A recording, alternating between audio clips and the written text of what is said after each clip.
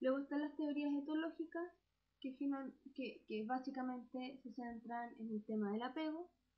Está la teoría de impronta. Lorenz observó e hizo un experimento con unos patos,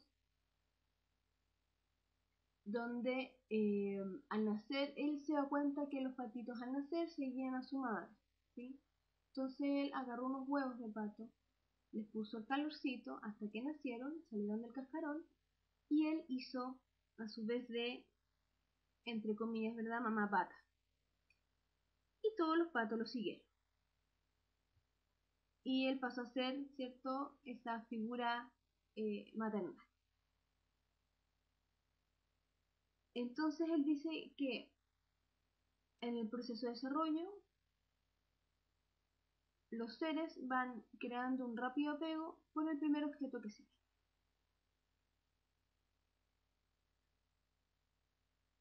Luego la teoría del apego y formación de vínculos efectivos, ¿cierto?, habla de la importancia del apego en la primera infancia, donde se han dado cuenta los teóricos de esta área que existe evidencia de que los primeros contactos entre padres y niños durante las primeras horas y los primeros días de vida son importantes para las relaciones posteriores entre ambos, ¿sí? Sin embargo, los niños no nacen con un apego hacia nadie. Puede ser que desarrollen un apego hacia la madre, hacia el padre o hacia cualquier otra persona. Pero básicamente van desarrollando apego hacia la persona que los cuida y que les da seguridad. Y el apego a partir de los 6 meses ya se empiezan a convertir hacia alguien más específico. El niño puede desarrollar múltiples apegos, pero estos son con individuos particulares, por lo que el niño se molesta cuando es dejado con una persona desconocida.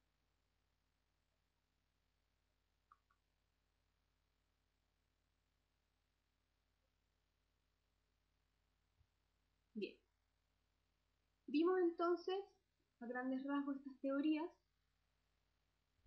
las explicamos muy resumidamente, ¿verdad?, porque hay teorías muy extensas, pero es para hacernos una idea de que existen múltiples teorías, como les decía en un principio, que explican etapas de desarrollo, pero muchas se centran en ciertos aspectos. Un aspecto cognitivo, un aspecto sexual, un aspecto más emocional y psicológico. Entonces, para poder, a mi parecer, poder hacerse una idea de cómo nos vamos desarrollando como seres humanos, es importante tomar de todas las teorías aquellos aspectos que nos van dictando el desarrollo de cada una de las áreas. Para hacer una síntesis del proceso de desarrollo, es importante tener en cuenta que el desarrollo debe ser considerado como un proceso de cambio que tiene dirección y está orientado a una meta desde la concepción hasta la muerte. ¿Bien? Es decir, cuando hablamos de desarrollo estamos hablando de cambios, pero no cambios por sí, son cambios que tienen cierta dirección. ¿Bien? Y estamos hablando de cambios que suceden desde que somos concebidos hasta que morimos. Estos cambios se componen de factores biológicos, sociales y cognitivos y emocionales. Y estos factores van teniendo cambios cuantitativos y cualitativos, es decir, de forma y de fondo. El desarrollo, entonces, podemos considerarlo que está influido por un factor de herencia, son los genes, y por un factor ambiental, el contexto en el cual nacemos y nos desarrollamos. Y esta herencia ambiente influyen en la maduración, en el crecimiento y en el aprendizaje. Los tres son procesos de cambio, pero en su conjunto son sinónimos de desarrollo. Cada uno aisladamente solo expresa un aspecto del desarrollo. Cuando hablamos de maduración, estamos hablando de proceso, un proceso de cambio. Cuando hablamos de madurez, estamos hablando de un estado. Alcanzó un estado de madurez. La maduración, el aprendizaje y el crecimiento son variables, psicofísicas que tienen cambios tanto cualitativos como cuantitativos.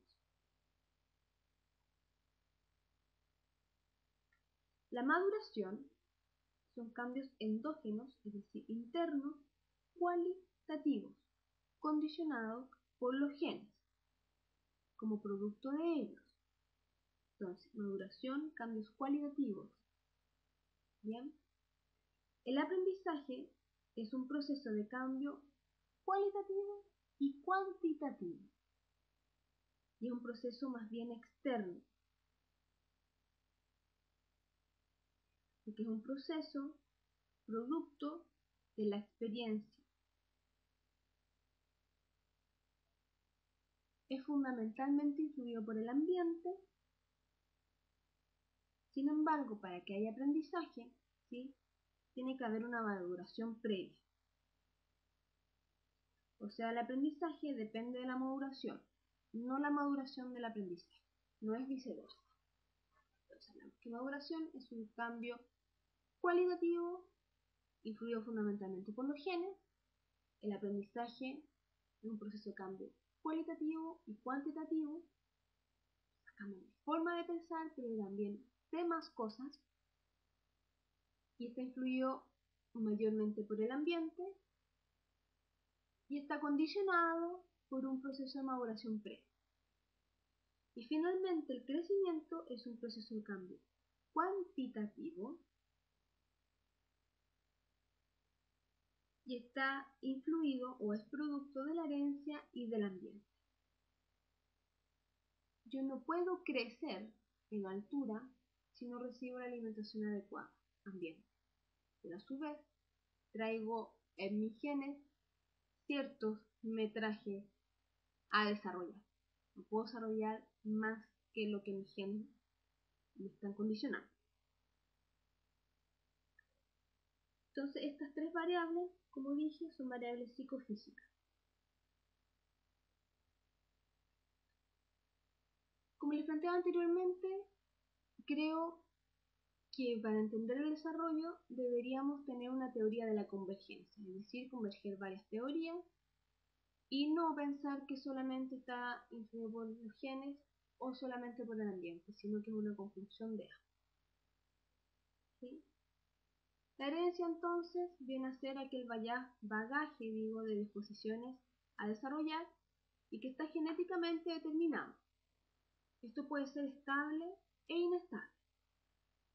Inestables serían aquellas características que son más susceptibles y sensibles de ser influidas por el ambiente. Por ejemplo, la inteligencia.